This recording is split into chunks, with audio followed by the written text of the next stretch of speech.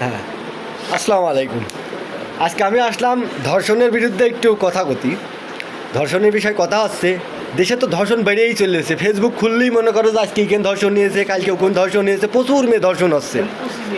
মানে জাগার দুটির দাঁত উঠিনি সেই সব মেয়ে ছেলে ধর্ষণ আছে। তা আমি নতুন সরকারের কাছে আবেদন, ওই যে আমার তাজু ভাই কইলো নতুন সরকারের কাছে আবেদন যে এই যে যারাই ধর্ষণ করছে এগার কোনো জেল ফাঁসি কিছু দেওয়া উচিত না আমি মনে করি।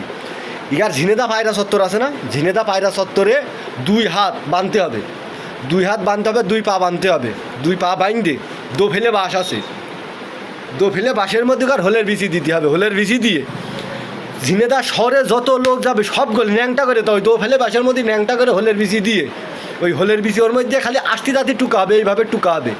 তাহলেও জীবনটা বুঝতে পারবে যে ধর্ষণের কি জ্বালা।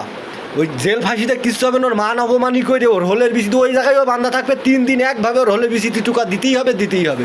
তো ভালো লাগলে সবগুলি কমেন্ট করে জানাও, কথা খারাপ করলাম না ভালো করলাম।